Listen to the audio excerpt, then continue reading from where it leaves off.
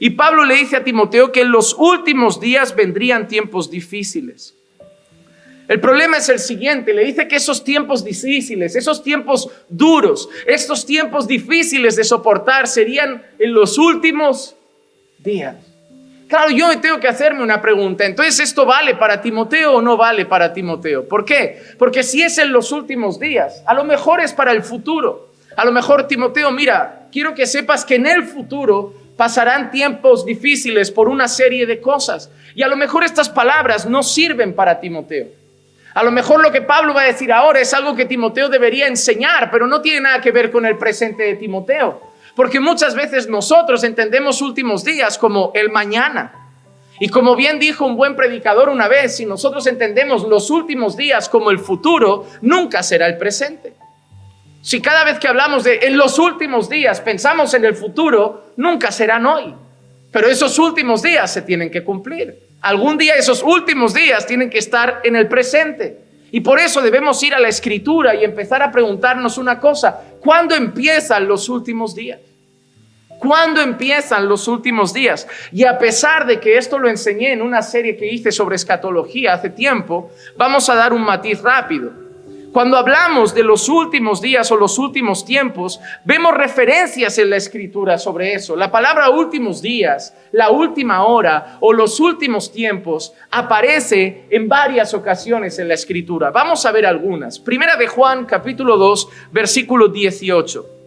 Miren lo que dicen. Hijitos, es la última hora, y así como oísteis que el anticristo viene, también ahora han surgido muchos anticristos, por eso sabemos que es la última hora. Miren lo que dice, hijitos, es la última hora. Es una manera de decir, son los últimos días, son los últimos tiempos. ¿Y en qué tiempo verbal lo dice Juan? En el presente. Ahora es la última hora. ¿Por qué? Porque oísteis que el anticristo viene y han surgido muchos anticristos.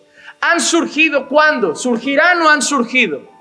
Han surgido. En ese momento, en esa hora, habían muchos anticristos. Hay una diferencia entre el anticristo y los anticristos.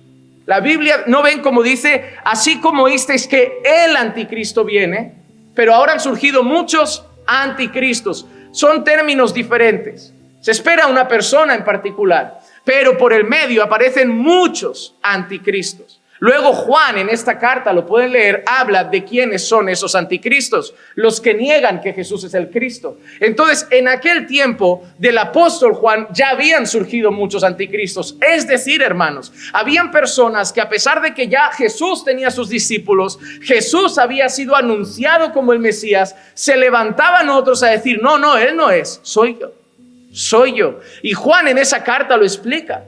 Que esos hombres decían que ellos eran el Cristo, porque eso es el espíritu del anticristo, negar que Jesús es el Cristo. Pero lo bueno es que aquí Juan dice que eso surge en la última hora, es la última hora. Así que en ese momento en el que Juan escribe, Juan ya considera que es la última hora.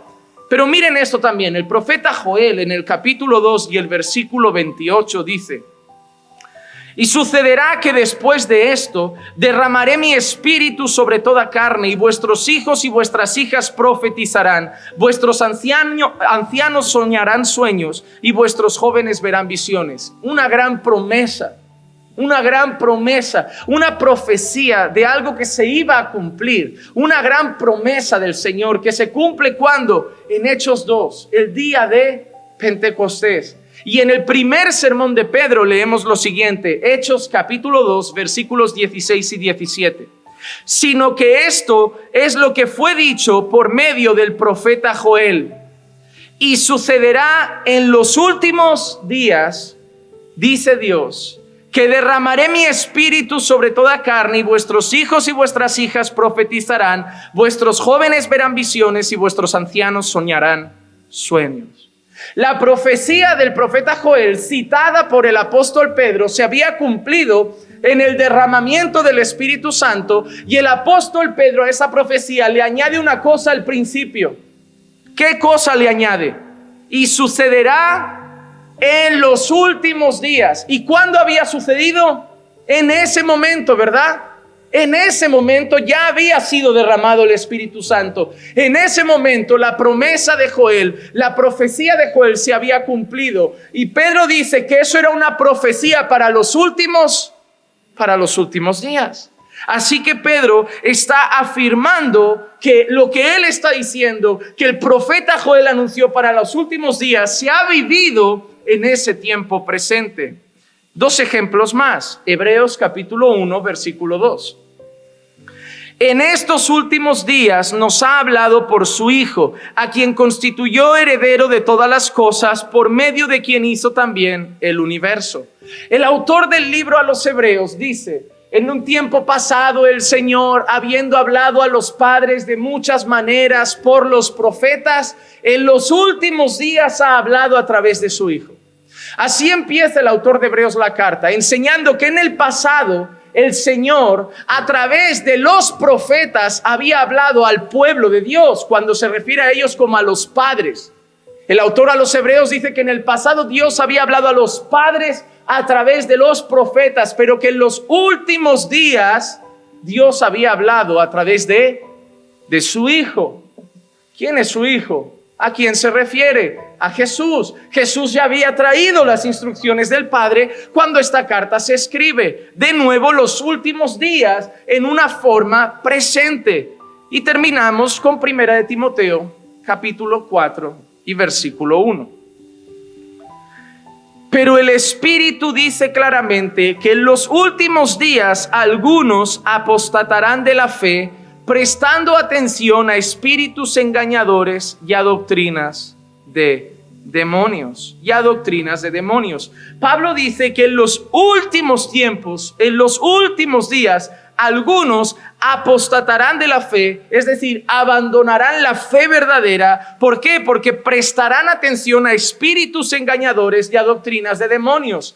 Luego vemos constantemente a Pablo avisando de esas falsas doctrinas que ya están en medio del pueblo de Dios.